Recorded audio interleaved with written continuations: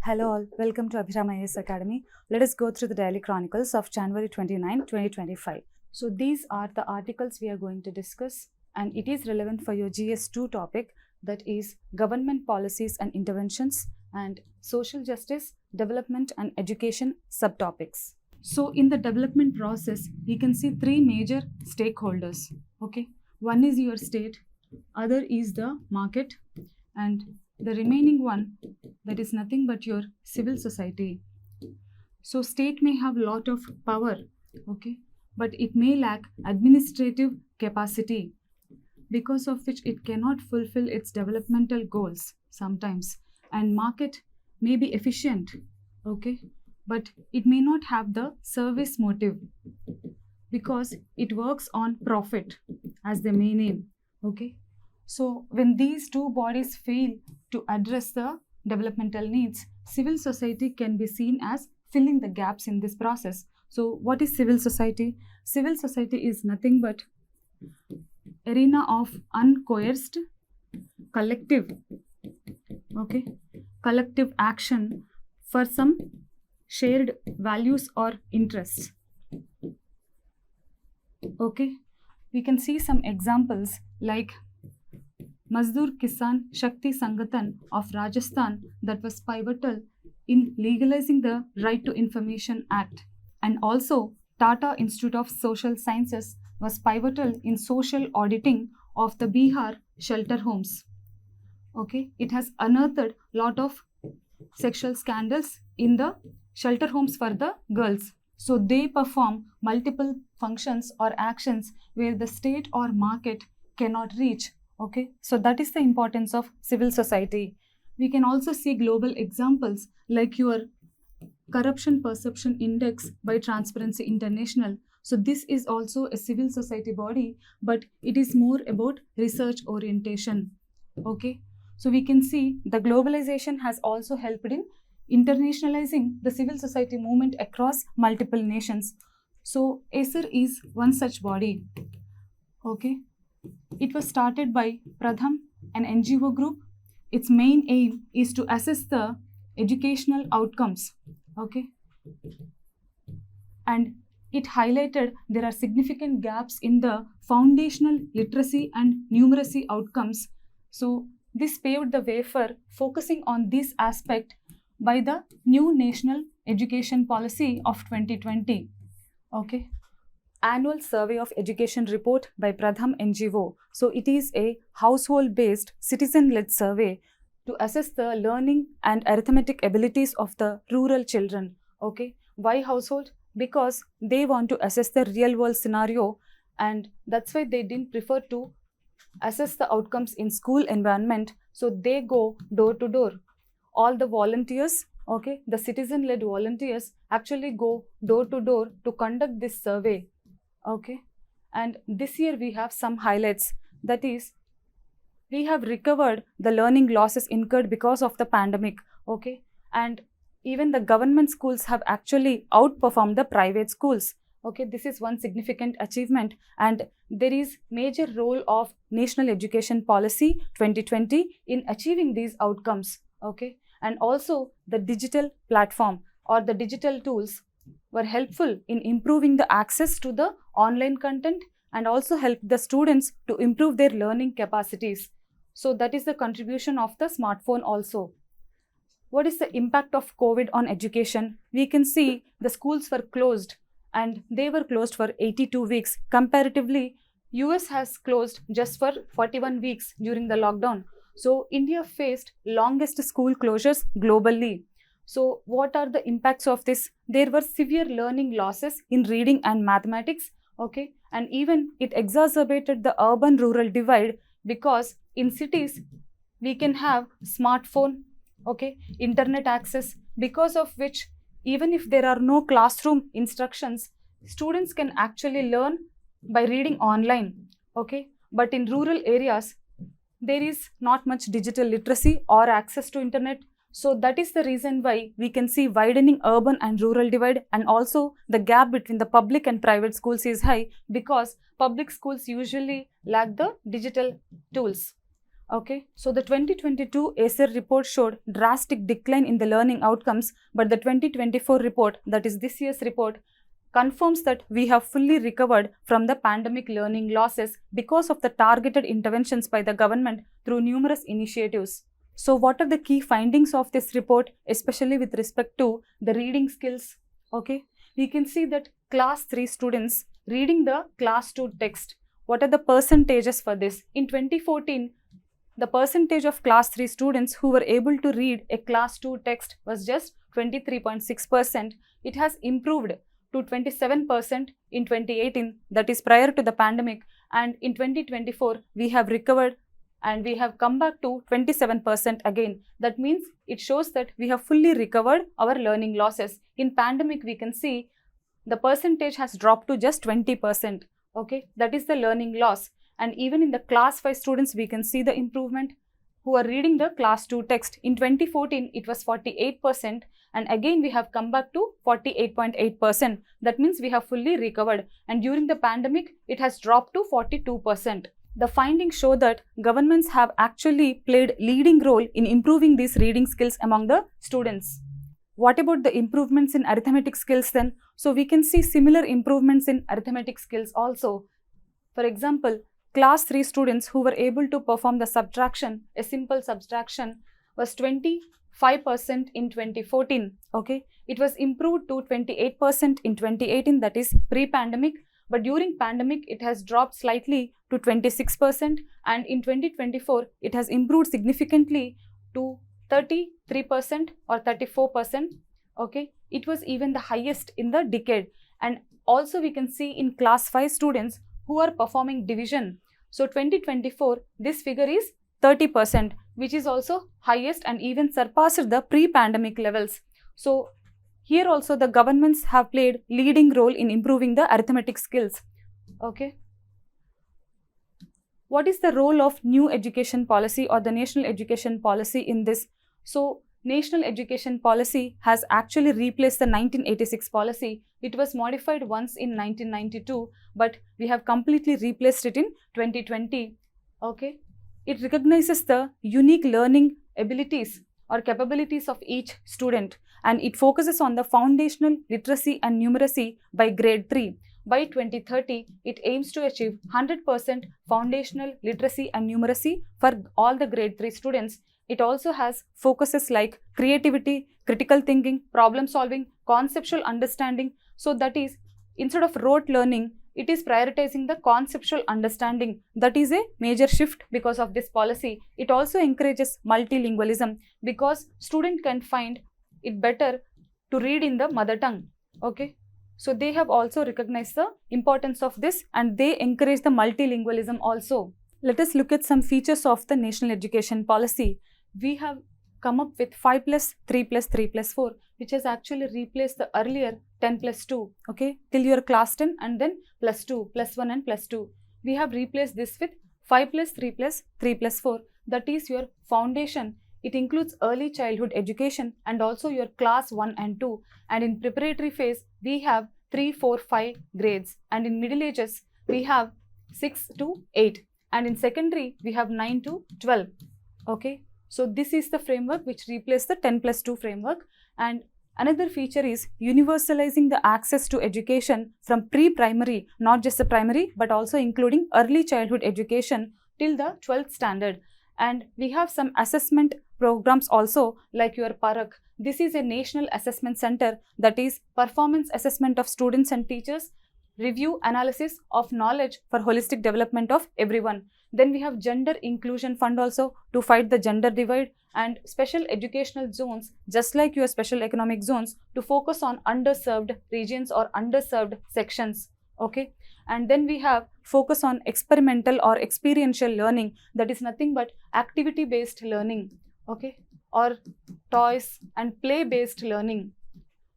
Okay. This will make the learning more engaging for the students. Okay. So that is the reason we adopted experimental learning in this policy. So what are the specific measures it took? we can see some major measures, that is PM Shri, that is nothing but upgradation of schools and creating some model schools with all the major infrastructure which is required for the schools. Then we have Nipun Bharat that focuses on the foundational literacy and numeracy till the grade 3. And we have Diksha also, that is nothing but your digital infrastructure where everyone can access the online content. There are a lot of videos, there are a lot of online content, that is all your PDFs. Everything is available and anyone can access and interact with the teachers in this. And we have Nishta, that is an integrated teacher training program. Okay, it is holistic and integrated, and teacher training importance was highlighted because of this. And Ullas is an initiative to grab in all the non-literates who are above 15 years, that is to improve the literacy among the dropouts also. We also have 32 integrated knowledge centers for your original research and education. So these are specific measures. We have seen that government schools have actually outperformed the private schools. We can look at the data here. Regarding the class 3 subtraction test, actually the improvement for the government schools is 20.2% to 27.6% this year. And in private schools, we can see the improvement from 24.5% to 27%. That is, the government schools have actually outperformed the private schools. So what are the reasons behind the government schools outperforming the private schools? So government has taken some targeted interventions addressing numerous issues. Okay, it has taken initiatives like Nipun Bharat that focuses on the foundational literacy and numeracy, and also Nishta, that is a teacher training program, and we have Balavatika for activity-based or play-based learning, and Diksha, that is to improve the digital infrastructure for knowledge sharing. So let us look at Nipun Bharat. Nipun Bharat is nothing but national initiative for proficiency in reading with understanding, not just reading normally, but with understanding and also improving the numeracy. So it was launched in 2021 and it aims to achieve fully foundational literacy and numeracy by 2026-27. Okay, it incorporates some elements like activity-based learning and conducive learning environment in the schools. So it focuses on creating these. Okay. And also we can see 100 days reading campaign in the government schools, which has contributed majorly to improvement in the reading skills. Okay, because it improved the reading habit among the young children. And Nishta is nothing but national initiative for school heads and teachers holistic development. That is nothing but an integrated teacher training initiative, and it also tried to incorporate the latest pedagogical improvements. Okay, so it has conducted large-scale teacher training covering almost 42 lakh teachers in last year, that is 2023. And it includes both online and offline modules. So teachers can have access to even the online modules if they cannot attend any training camps. So, and also it incorporated effective latest teaching strategies also, which are tailored for focusing on foundational literacy and numeracy. So that is the contribution by Nishta program. Then we have Balavatika. So Balavatika is mainly focusing on improving the early childhood care and education for the age group of 3 to 6 years. Okay, here teachers are trained to educate for the pre-primary level in a bilingual manner so that young children can grasp what the teachers are saying. So it also incorporates toys. Okay, toys and play-based learning. So it will be more engaging for the students. Okay, and they will also develop interest in learning. So that is the contribution of Balavatika in improving the foundational literacy and numeracy. In fact, those who have undergone this program, we can actually see improvements in their primary schools. Okay, they have comparatively performed well in the next grades. So what about Diksha? So Diksha is nothing but digital infrastructure for knowledge sharing among both teachers and students. So anyone can access the online content. It can be teacher and also the students, they can interact online. So it is completely free. Okay, all the digital content is free, and it also has a lot of ebooks, quizzes, puzzles, and also video lessons which anyone can access if they have smartphone or internet. So that is the contribution of Diksha or the digital training. Let us look at the success stories of individual states, why they have succeeded and what are the measures they took. Uttar Pradesh, we can see the percentage of students in the class 3 who can read the class 2 text has actually drastically improved from 6% in 2014 to 28% in 2024. Why such drastic improvement? Because government has completed a huge recruitment drive Okay, it has recruited 1.6 lakh teachers in last few years, and in 2018 it has recruited 69,000 assistant teachers. So that is one reason, that is filling the human resource gap, and another is teaching at the right level initiative. So this is the partnership with Pratham Group itself that focuses on conducting learning camps. Okay, and also it has 6 special education zones. We can see in Lucknow, Gorakhpur, Ayodhya, okay, Buddhanagar, Bundelkhand and Agra. So all these initiatives have contributed for improvement in Uttar Pradesh learning outcomes. Similarly, we can see in Himachal Pradesh and Maharashtra also, they have leveraged the existing mechanisms of National Education Policy, that is Nipun Bharat, okay, and also Teacher Training Initiative Nishta, and especially in Maharashtra, we can see community engagement was also major role for improving the outcomes. They have also leveraged the Balavatika mechanism, and in Bihar, MP and Tamil Nadu also we can see drastic improvements. So in Tamil Nadu, the specific examples like Illam Thedi Kalvi program, that is to address the learning loss because of the pandemic.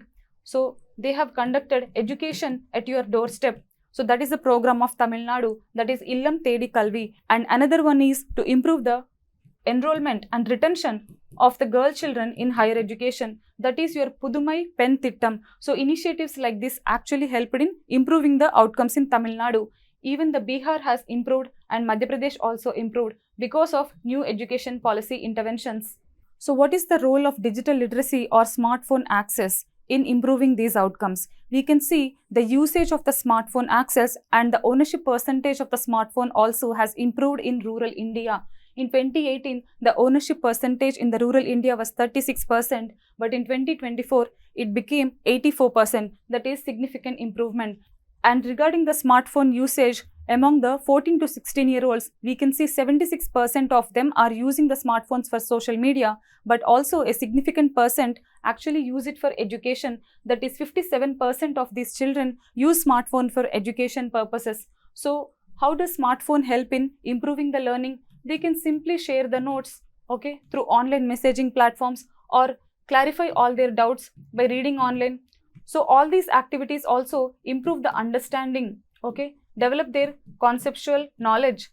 So that's how digital literacy and smartphone access also paved the way for improving the understanding and learning outcomes. So what are the challenges now? So we have seen that teacher training was prioritized through Nishta-like programs, but still there are some gaps, okay.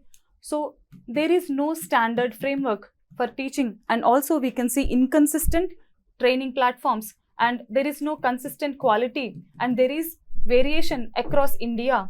So these are the problems with the teacher training programs. Another major issue is the shortage of qualified teachers. As per the Niti Aayog study, the teachers are also unable to score high in the exam papers. They are scoring only 60 to 70%. That shows that we are having shortage of qualified teachers. And why is this happening? Because teachers are not limited to teaching function alone. They are performing a lot of non-teaching work. As per one study, 19% of the annual working hours of the teachers are actually spending on teaching. Okay, that means the remaining 81% is spent for non-teaching work. So that is one major complaint. So another major area is we have to bridge the government and private school gaps. So we have achieved some outcomes, okay, that is we have overcome the learning losses of pandemic, but still we can see only 27% of the class 3 students are able to read the class 2 text, okay. What about the remaining 73% then? So to improve our outcomes on a continuous basis, we need to incorporate continuous comprehensive evaluation mechanisms, okay. That is one thing. We can also see some case studies in AP where they have linked the incentives for the teachers to the test scores of the students, that is your AP REST program, okay. So this initiative can be incorporated by other states also. We can also incorporate some software programs in this learning process. That is, for example, we have MindSpark program, that is nothing but a software that provides personalized education content to the students. So we can also adopt some programs like this. So how can we conclude this? We can say that the survey has shown that we have improved. The government schools have actually outperformed the private schools, and new education policy has a major role in this, okay. But we still need to have continued efforts to improve the outcomes and sustain them on a long-term basis. Okay, so that's how we can conclude this. So that's it for today. Thanks for watching. Please subscribe to Abhiram Ias Academy.